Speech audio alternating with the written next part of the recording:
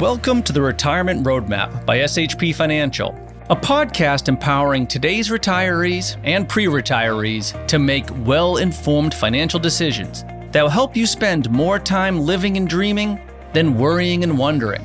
Join me, Matthew Peck, along with my co-hosts, Derek Gregoire and Keith Ellis, as we share actionable financial strategies and insights, as well as interview top thought leaders in the world of finance, accounting, and estate planning. This is all aimed at preparing you for the retirement you've always dreamed of. Our high-quality holistic planning process has helped thousands of families retire and create what we like to call the ripple effect. The Retirement Roadmap is your guide to financial freedom. Are you ready to get started? Let's go. Welcome, everyone, to another edition of SHP Financial's Retirement Roadmap podcast. I'll be your host today, Matthew Peck, and thank you, I should say, for joining us. Today, we have a sort of a very special guest, because have you ever wondered what it was like to start your own business? Have you ever toiled at a big business and feeling like you were just a number in some big company and always thought about what would it be like to start my own? What would the difficulties and the challenges be about being my own boss and growing my company in my own vision and seeing it actually come into effect? Well, if that type of information, that type of idea and experience interests you, well, then you will enjoy the next 30 to 45 minutes because we are joined by Matt Glynn. Now, here are the stats, my friends. Matt Glynn started the business himself. It went from zero, or I should say one employee, and we'll sort of get into who are the original. Don't forget my wife. We'll talk about the original boots on the ground. From basically zero to 300 employees. We are talking about a gross revenue annually of over $50 million in gross revenue, covering all of the 6 New England states. Impressive is an understatement, and we are all honored and humbled to have Matt Glynn of Glynn Electric joining the podcast. And again, thank you so much for joining us, Matt. Well, thank you for that warm welcome. I practiced. I'd like to meet that guy. He sounds like a great guy. Right, absolutely. So what we'll do, Evan's here. We have a mirror that we pull out to say, hey, I'm that guy. It's which is sort of like, I'll almost start there. Because I sort of want to begin, obviously, at the beginning too, but even when I say those statistics, right? Even when I say those facts, do you still believe it? Do you still say, wow, I did that? Or I was curious if there's disbelief or if there's more like, nope, you have all the battle scars to show that you did it. So I guess kind of how is your mindset being that all those things you did accomplish? I think it's probably a little unbelievable when you think about it. I was not qualified to do that. Many times I found myself in a situation where I was trying to figure things out and was fortunate I had good guidance, I had good help, I had people I could count on to help me get through it. And I made a lot of not so great decisions going through it. And some I wished I had known about the outcome on the other side, and some turned out okay on the other side. But sometimes when I look back at it, I think, wow, that company performed way beyond my expectations or my abilities. So let's go back to that then. Let's go back to sort of, day one. And was it more, okay, hey, I can't wait to start a business and build a successful business? Or was it more, okay, hey, I just need a job and let me start working for myself? Kind of how did we initially, the wheels get rolling?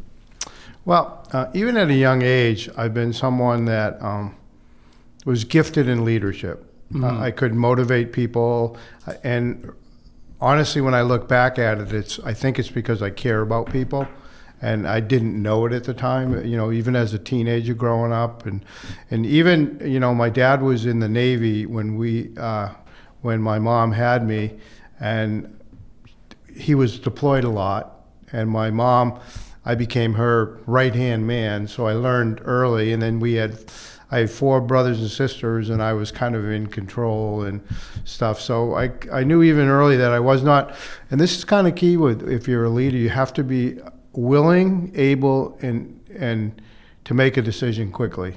And sometimes it's the wrong decision, but a leader will make the risk and, given all the information, make that decision. And I knew even early that I could do that well.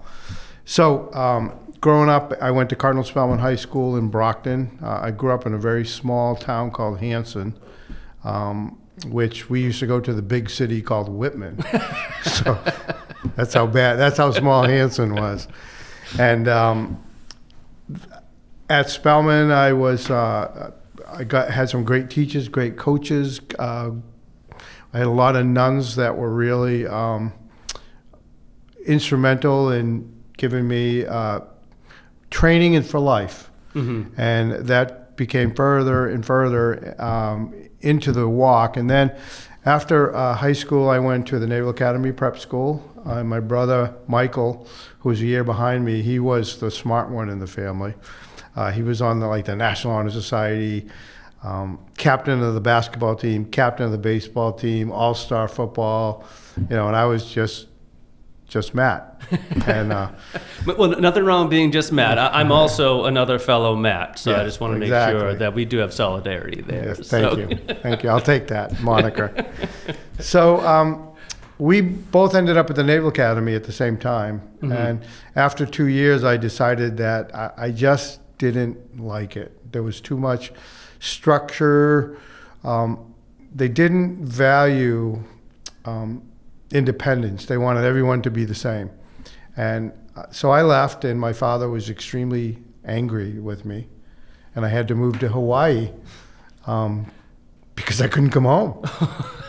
Well, I guess it's not a bad place so my goodness, so how long did you live in Hawaii for? Almost a year. I lived on the beach, and then I met someone who let me live on their porch, lanai as they call it, and I would drive jitneys, which is the three-wheel bicycles with the seat in the back. Okay.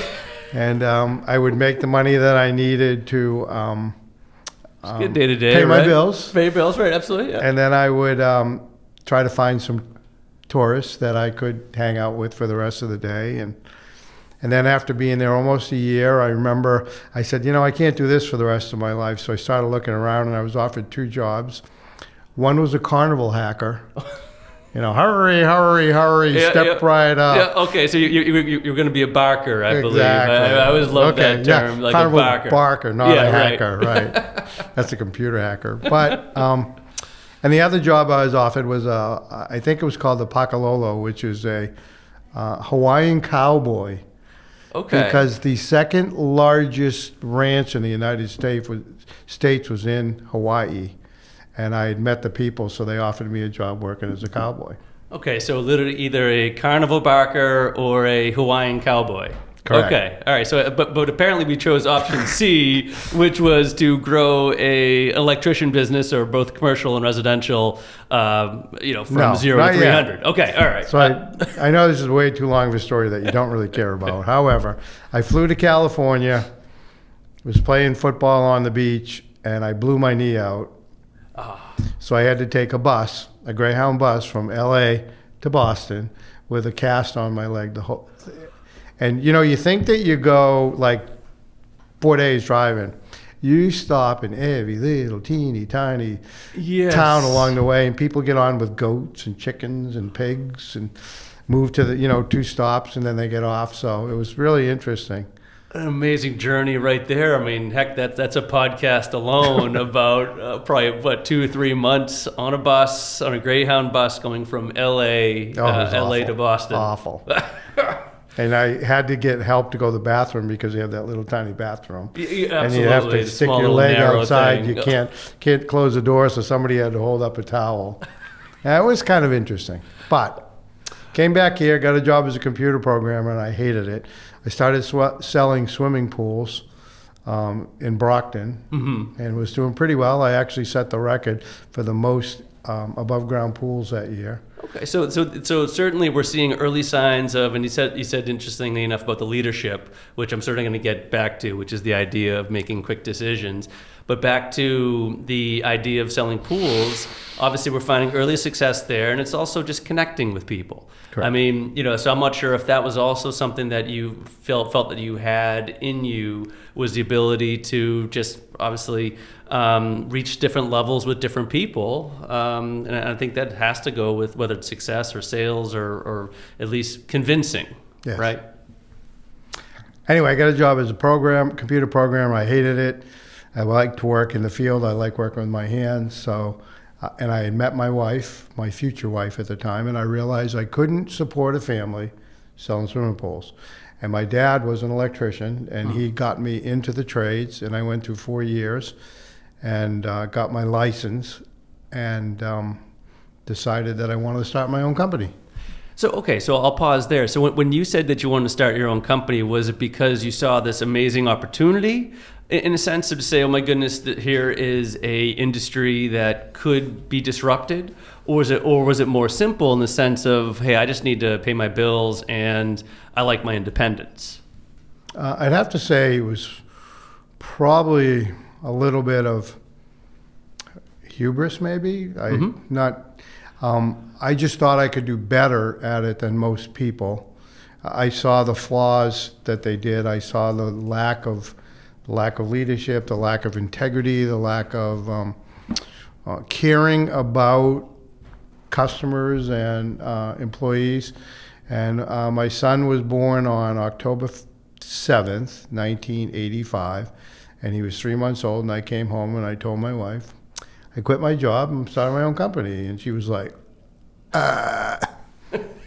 she was not happy. It was like, excuse me? But she backed me from the minute I did that. Really, yeah. Yep. So she And that's obviously had the important. belief. I mean, I've said that to a number of people who've come to me to ask advice about starting their own business. And one of the things that's real important is you have to be risk averse. Mm-hmm. Because when you have your own company, everything you own is on the line every single day. And the more people you have, the riskier it is, because you can't, especially in a service business, because your people are out on the road all the time. Mm-hmm. And a mistake could really hurt. And you literally have to be able to sleep at night knowing that risk is there, as does your wife. She's certainly a partner, a spouse, right? Yes, that's a partner absolutely. in it. And let me kind of pick up on two things, which I find fascinating, mainly because of the similarities. One is I always joke around with the same idea with people, with clients that sometimes ask me or Derek or Keith the same question about how we started SHP. And I always tell people that we're just a little bit crazy. I feel like sometimes business owners need to be just a little bit crazy. You can't be too crazy. Yeah. Because if you're too crazy, then nothing happens. But you're crazy enough to think that I can do this better. Mm-hmm. And so you have a little bit demented about, I can start a financial planning business that's better than any other ones. And if any type of reason sort of gets in there, it becomes, oh gosh, that's too hard. But if you're, again, just a little crazy enough, then you're able to do it. And then the other thing I'll sorry to interrupt, Matt, but the other thing I'll jump back to too is the importance of, again, a great partner. My wife at the time was, working at Children's Hospital, and I was probably, again, when I first started SHP, almost like paycheck to paycheck, or client to client, or sale to sale. And because she was there, and because she was still working at that time, that sort of helped us get by, at least personally speaking, at a very the very early stage of SHP. So I said having that spouse or having that companion is also critical. I mean, at least in our experiences. Absolutely. And now, I remember I'd say, how much money do you need this week to pay the bills? And she'd say $139.13. And that's what I would take out of the account that week. So, yeah. So now we start doing it ourselves. And was it a gradual growth, or did you find that you were able to go from 0 to 10 to 20 to 30? Did it happen faster than you anticipated, or was it just slowly but surely just, like stacking bricks? So that brings you to one of the questions that you sent me is, what do I wish somebody had told me about when I started this company? And every industry, and they're all different, and it takes a while to figure it out, has what I call glass ceilings. Mm-hmm. So to grow to a certain level, you have to be able to break through that ceiling. And you have to be prepared for that before you break through, or you'll fail. And if you fail at that, it's a lot harder to get through, number one. And number two is, it's, like I said, you have to identify that for each business. Like in the electrical business, $100,000 is a glass ceiling. And then actually 50 is the first one, and then 100,000, and then it becomes 250,000, and then it's $1 million, and then it's 5 million, then it's 10 million, then it's 25 million and 50 million. Every single time you do that, it's a whole nother level of something, management, people, skills, whatever it is. And if you identify that before you do it, you're going to do it successfully. And when you get there and you crash through that, another one was single jobs. We couldn't get $1 million electrical job until we did $1 million electrical job. Oh, so it's almost like, to a certain extent, the chicken and the egg. It's like, I was going to kick out of people out of college. They say, I'm sorry, sir, we can't hire you. You have no experience. It's like, well, how do I have experience until I work? Exactly right. So that's interesting. So these $1 million jobs, you'd have to get there in order to get there. Correct. Okay. And you have to be able to talk somebody into giving you a shot at it. Mm-hmm. And you can't fail. Right. No matter what. Because if you try to do the electrical is $1 million electrical job, and the first one we ever did was at Cape Cod Hospital. We did the front addition and revised the service in the back. And I talked somebody into doing it, and we did it well. Mm-hmm. And after that, it was nothing. To get another $1 million one. Multi-million was another glass ceiling. If you could do $1 million, we think you could do a $2 million job, but we're not sure. So once you pass that, like we did a $10 million electrical job. But now, would that be then to sort of tie two things together? Would that be sort of, again, you learned it, right? So I said, we love that question for all of our listeners. We always love to ask people, okay, what do they know? What did they wish they know back then that they know now? And so if it's the idea of preparing yourselves for these glass ceilings, was that something that you had to learn and you got better at, where, okay, having the management or having the employees or the teammates in place? And so did you almost feel like with each, whether it's 50 and then the 250 and then the 1 million and the 10 million, those ceilings, did you just progressively get better as you went through each and every ceiling? You almost have to reinvent. I'm not going to say the company, but you have to reinvent yourself every time you get to that. Like, to do more than $50,000 a year, I had to be able to hire someone and trust somebody. And, if I was wiring this room for you and I put 5 electricians in here, 5 of us are going to do it differently. But it's all right and it all works. Yeah. And that's what you have to learn. I had to know that maybe my way wasn't always the best way, but if their way worked, and maybe that was the best way. So I had to learn to give people the ability to make decisions and not criticize them. Okay, so which is actually sort of one of those questions too, is the fact of was that to delegate more? So as most business owners or self-employed guys and gals, sometimes relinquishing control, like you're talking about, is very difficult because it does require trust, and it does require, you go from this, I love how you put it, like sort of reinventing yourself, where you go from a micromanager, I would say, to now a manager, right? Where now, okay, looking over what about this? What about that? And you have to sort of step back and just say, okay, hey, they have, they know what they're doing. And so was that a difficult transition for you, or Very a difficult much. Reinvention? And same idea, did it get easier though through time, or do you feel like almost with each ceiling there was a new moment that you had to have this almost aha moment to say, okay, this is what I need to do now? Yes, both. Both, okay. I remember I was, for a while, actually I still do this, I would get, I'm going to say hired but really wasn't, because a lot of the times when I was doing this, it was for friends. And Glynn Electric had steady growth. It was never, that's not true. Sometimes it has to be quicker, because to break that barrier, you have to be prepared for it. But I would come in and I would assess friends of mine that were owning their own company, and they would say, why can't I grow? What's wrong?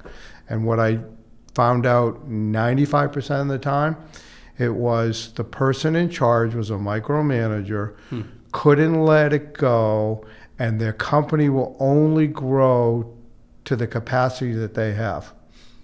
Right, because they're unwilling to unwilling to expand boundaries or let other people do the work so that they can do other work themselves, or more business development work, or whatever that may be.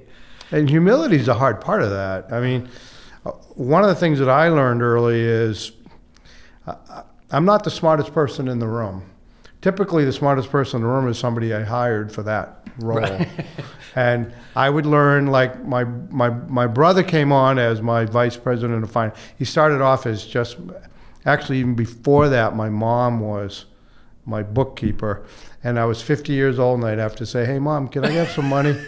And if she wasn't in a good mood, I didn't get it. Yeah. So I learned that. Yeah, so this really was a family affair to yes. start. It was my wife and I started it. Yeah. And we quickly found out that neither one of us were very good at accounting, and that it didn't bode well. We paid fines to the IRS. We paid finance fees for materials we purchased, and we never missed a payroll in 35 years, so that was a good thing. But we just learned what we didn't know.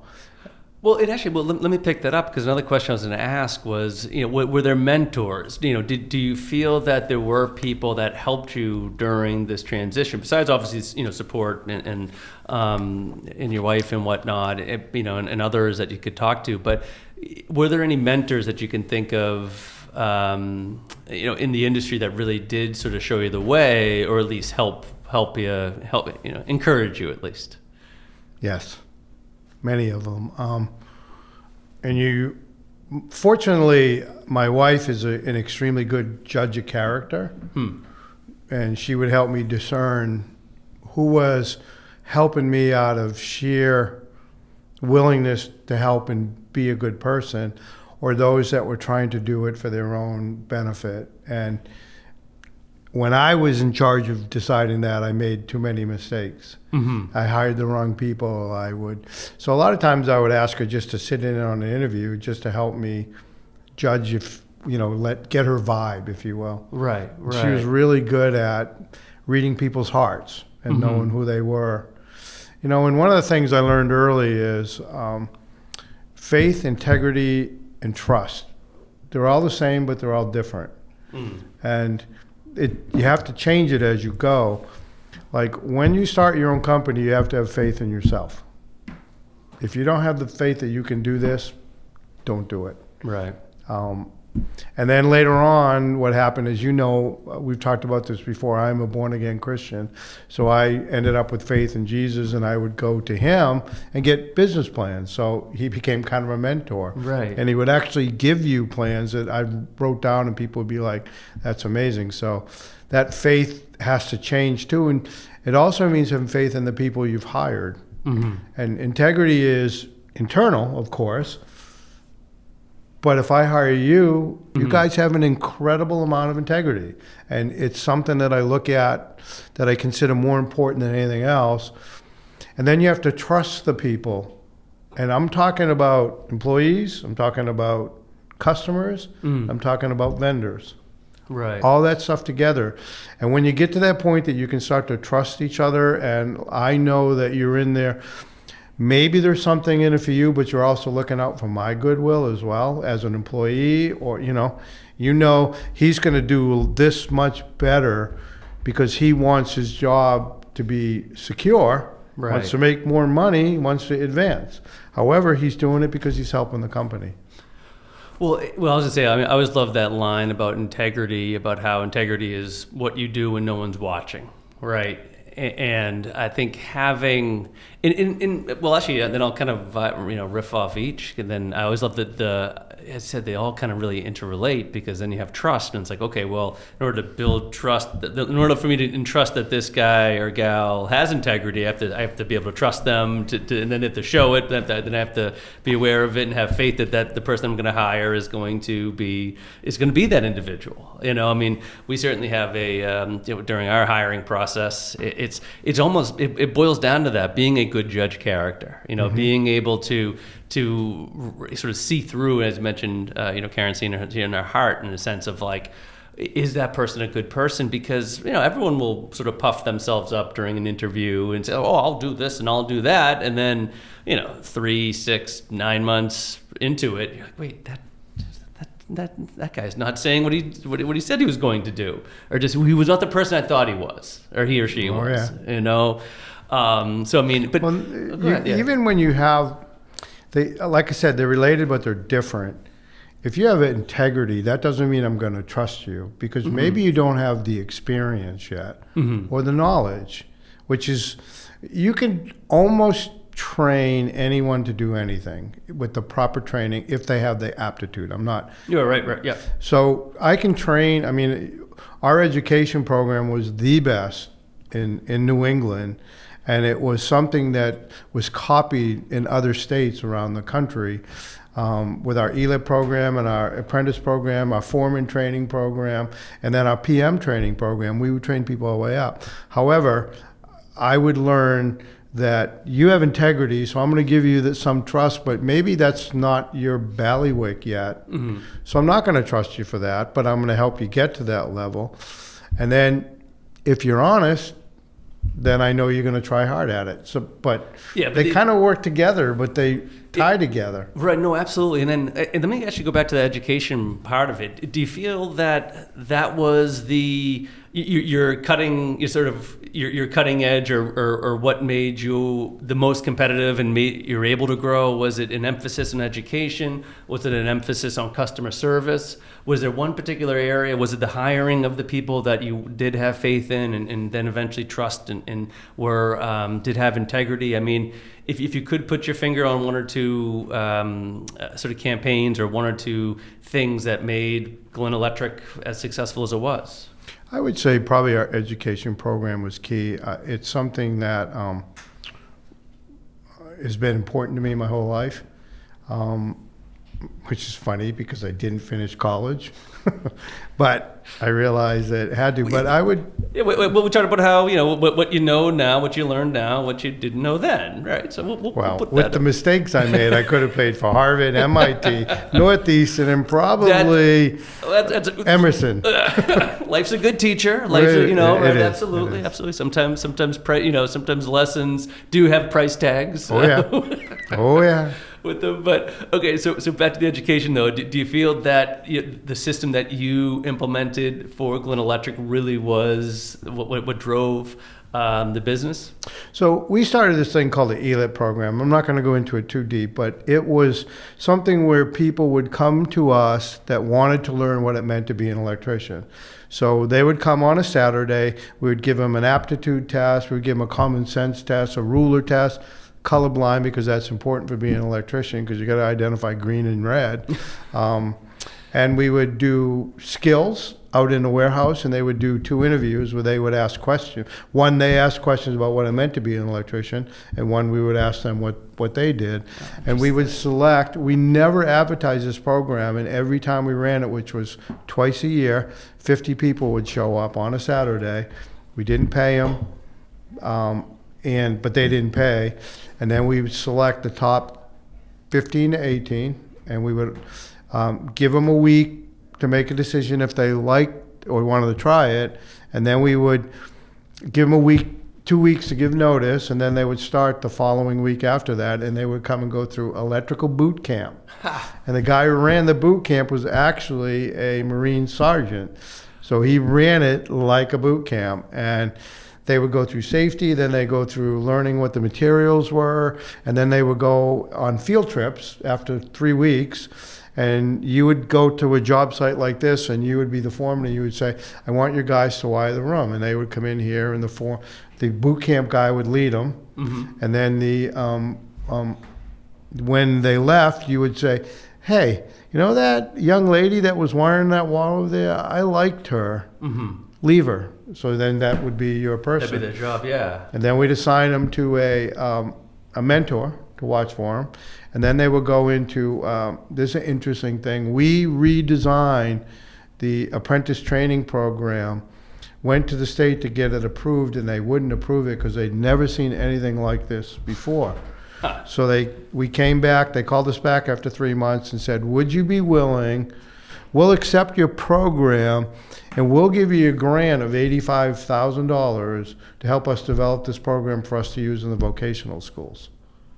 Wow. Yeah. So it almost became curriculum at vocational schools. Because it didn't just do code, it did theory, and it built upon, like, say, class 1, you had to do class 3, you had to do class 1, but to do class 2, you didn't have to do class 1. So it kind of built different modules. Yeah, different avenues to get where you needed to get. And then in the third year, there was a leadership module as part of it too, for the people that we thought were going to be foremen. And then when they became licensed, they would enter into a foreman class. But the key to this was every 6 months, we were getting 10 new electricians into our company that were trained. Yeah, well trained. Our way to do things. Right. And customer service was part of the training. I mean, we tied life skills into our training. Oh, excellent. You know, how to balance checkbooks, how to treat other people, all kinds of things that we built into the system. And that was our growth. We didn't have to go out and hire or steal people. And a lot of the other electrical contractors in the industry were, you know, we were probably the one that everyone trusted. But if we let somebody go, like if we let a D player go because we're, you know, ready to go to the next level, they would hire them like that. Wow. Yeah. Because they were well trained. Because they had that background. I mean, yeah, I could see where that type of pipeline is a great section of, or one of the many keys to success. During one of the downturns, we didn't do it because there wasn't very much work.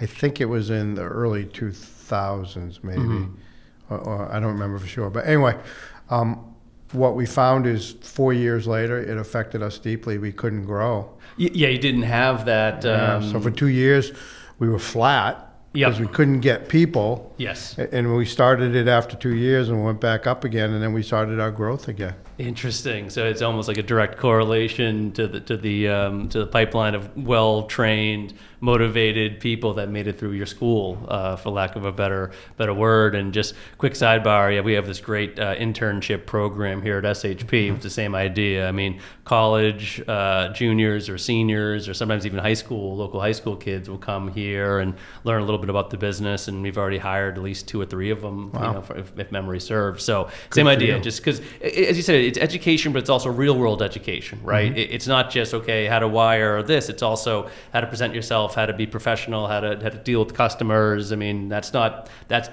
skills to learn. You're not born with customer service. You know what I mean? One of your employees is a salesperson. Yeah, it's a great point. Yeah, everyone is walking around with your brand of the business's brand, I should say, and their air about them. I couldn't agree more. When I'll give a little bump to someone here, when I walk in, Giselle is just so personable and nice. She remembers your name, and like she says, "You want a cup of coffee?" She remembers how I like it. And yeah, I just like. She's an amazing salesperson for this company. Right. A spokeswoman, ambassador is another way we'll sometimes put it. Yeah, okay. You call them what you want. So now, couple questions, but a lot of stuff to get into, of course. But first off is, so when was it time, or let me ask 2 questions. When was it time for Matt Glynn to say, hey, I want to do a succession plan, or I want to leave? And then in general, what did you learn? Or for other business owners out there, when should people start thinking about that? 5 years out, 10 years out, 1 year out? So, interesting fact is that all the businesses that start this year, only 10% of them are going to survive. Okay. And the next year, only 10% of those that survived are going to survive. And that goes all the way to 5 years. So the percentage of survival in business is very low. Also, a lot of people go into business for the wrong reason. They want to go into... I asked people that left Glynn Electric, here's an interesting fact. Since we have been acquired, and before that, we have spun off 30 electrical contractors that have gone off on their own. Wow. And I encouraged it. Yeah. If someone really wanted to do it, I would help them. But I'd always ask them the questions, why do you want to do it? And the first thing everyone would answer was, I want to be my own boss. And I would say, well, you're wrong. Mm-hmm. Because your customers are your boss, your employees are your boss, and your suppliers are your boss. Right. They're going to dictate how you run your life. And they would be like, oh, interesting. I want to make more money. And I'd say, okay, well, you're not going to make more money now. I says, you will someday, but if you figure out how much you're going to make per hour, you wouldn't work for me for that. So get that in your head. Yeah, right. Let's be clear about this before you go. And the third thing was they want more free time. And I'm like, that ain't happening.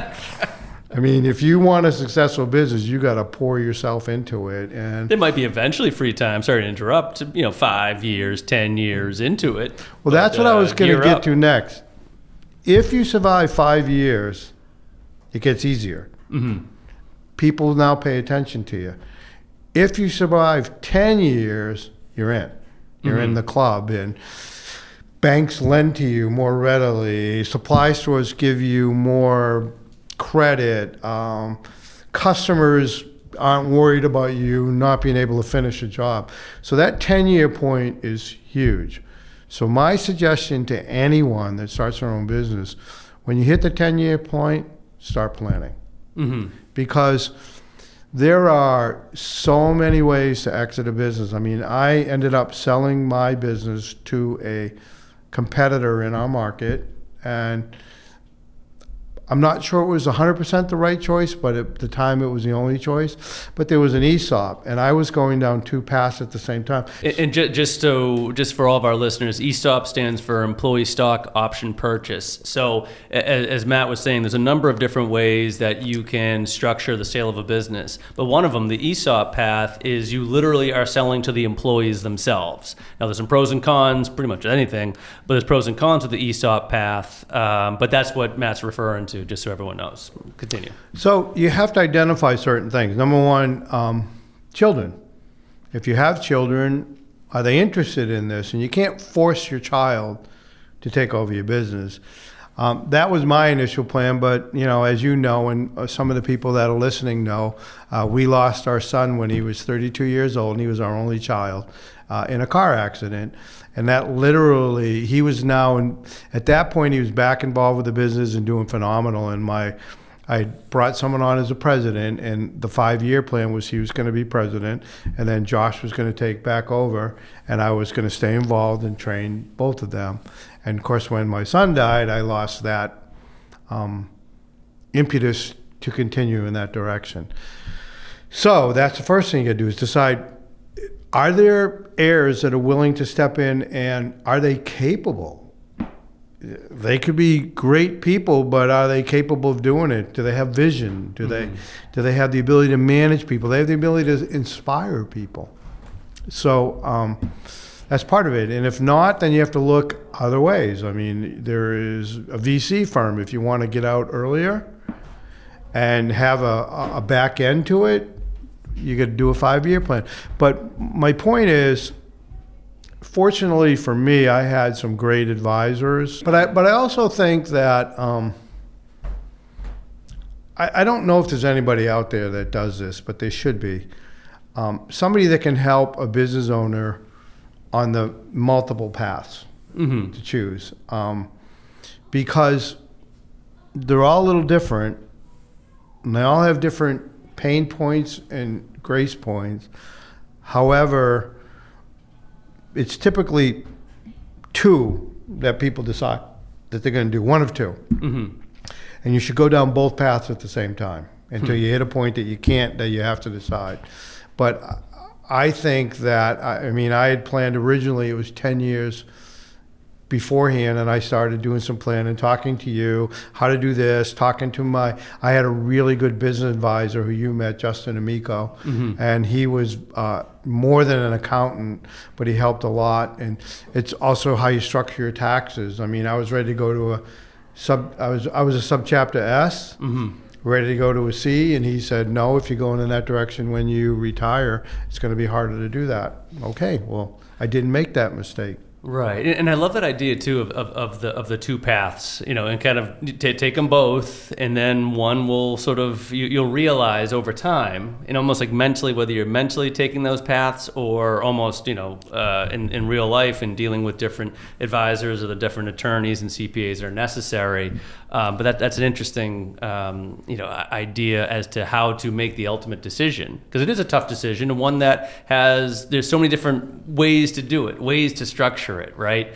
So then, okay, so now we were able to exit, and so now this is your path, right? And you did exit, yes. And you mentioned Josh. So tell us about the Joshua Glynn Foundation, and tell us about what you're up to nowadays. So when our son, what we found out, we knew about him, and what we found out after kind of made us decide on a way to honor his legacy.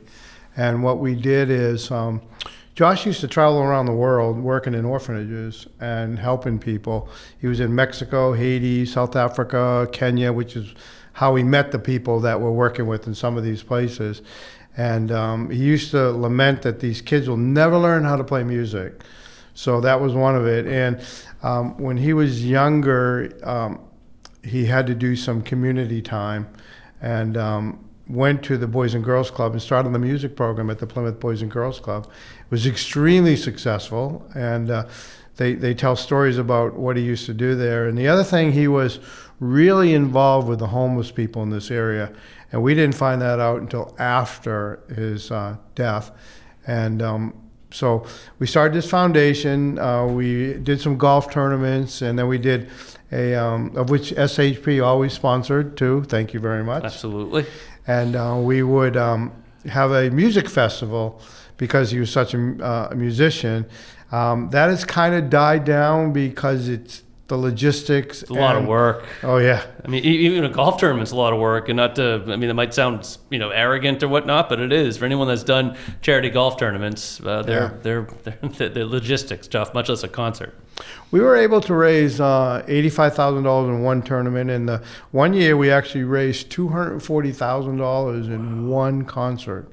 It was crazy because what people would do is see what we're doing, and they'd want to be part of it. And we built phase one of the Boys and Girls Club music studio, and they're using it every day, and they're doing a cappella down there and a drum corps, and kids are learning it. And we're doing phase two now, which is going to be a recording studio, a state-of-the-art recording studio, a music instrument depository.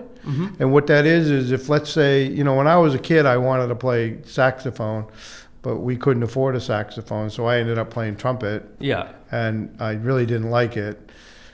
So what we've decided is, if any kids at the Boys and Girls Club want to learn an instrument, they can borrow it through the library. I don't care what the instrument is. Right. And if your instructor says, hey, Matt's really good at the saxophone, but he needs his own so he can practice at home, well, then we're going to gift one to you because you've committed to it, and off you go.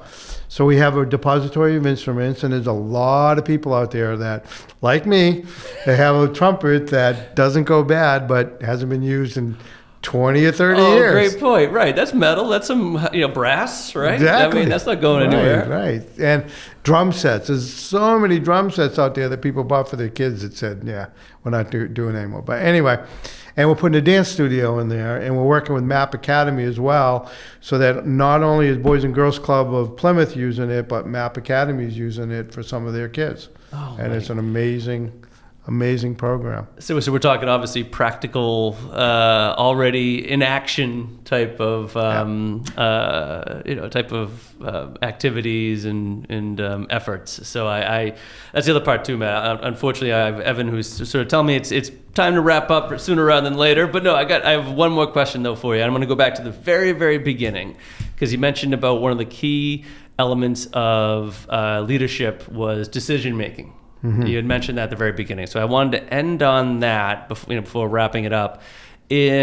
So how did you approach decision making? Was it, and I'll kind of use the example you just made, which was the two paths. Was it you generally take a look at both angles and continue on until one would sort of become clear? Or was it more, because one thing as a quick sidebar I try to do is sort of, think about the future and be like, okay, well, if this happens, then I do that. And if this happens, I do this. And sort of like make the decision now. And then depending on the circumstances, then you go left or right, because you've already thought that, okay, if these circumstances come together, this is what I'm going to do. So it's almost like the decision was made, in preparation for it as compared to in that moment. But yeah, are there any keys or any leadership decision-making things that you always hung your hat on? Well, the other important thing to note is when you hire people, they're going to make decisions for you, and that goes back to the integrity, trust, and honesty thing. And I used to use this example with my project managers and estimators, and I'd say, listen, this year you're going to make 100 decisions for me, my company. I said 90 of them you're going to be dead on accurate. 5 of them you're going to mess up. However, you're going to catch it and you're going to fix it before it becomes a problem. 3 of them you're going to bring to me, and together we're going to fix it. And 2 of them you just messed up. And what does that mean? It didn't kill anybody. However, it cost us money. Okay, we can recover from that. Mm-hmm. So when I would tell that to people, that would change their decision thinking because they wouldn't be paralyzed by it. 98 out of 100 decisions they make are good decisions. And that's what I used to try and tell my leaders in my company, trying to get them to be bigger leaders. But the first Glynn Electric messed up a bit, probably more than I care to admit. We blew up the main service to Cape Cod Hospital. We blew out a generator but none of them were our fault, but this is something that we became known for. I would step in. First of all, you'd calm it down. Mm-hmm. Don't cast blame or try and blame anyone. Figure out what happened. Figure out the solution, fix it, then talk about whose problem it was. And that's what made me good at it, is I would look at how it affected others, especially those most affected by it, before how it affected me. Mm. And sometimes it cost us a lot of money. Other times it cost us some money, yet we got up until we sold Glynn Electric, we were the only electrician allowed at Cape Cod Healthcare, which is the entire Cape, for the last 25 years because of the integrity and honesty. And when I made that decision to fix something, I didn't blame anyone. I just fixed it.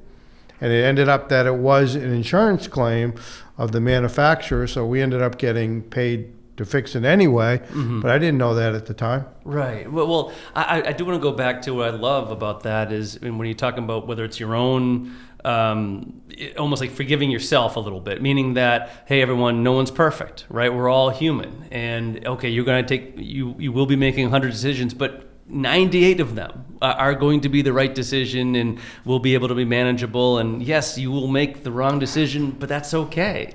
That's life, and that is how. Heck, if I could make 90 out of 100 decisions right, I'd be tickled. That's an A plus. That's an A plus, right? I can't.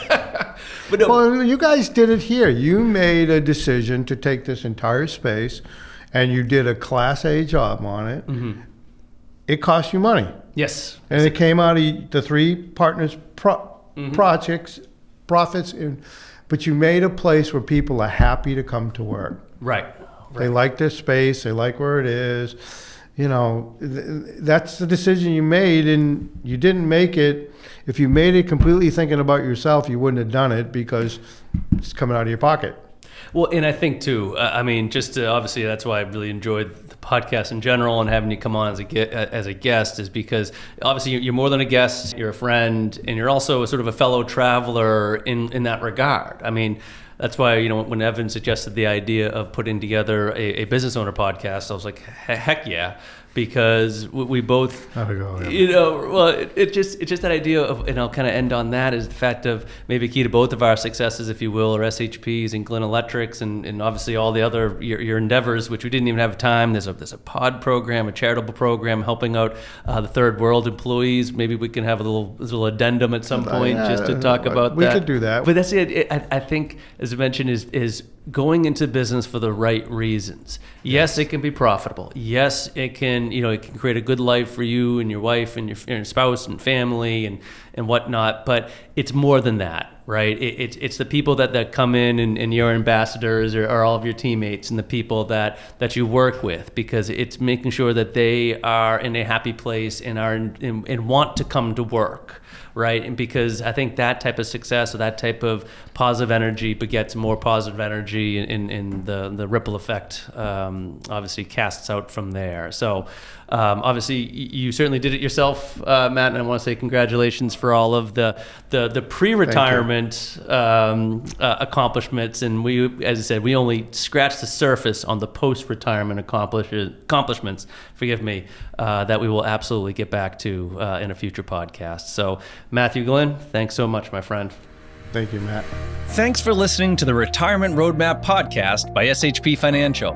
If you've enjoyed today's episode, be sure to hit the subscribe button so future episodes are automatically downloaded directly to your device. And if you've liked what you heard, please share the show. Create your own little ripples so we can help even more people with their retirement goals.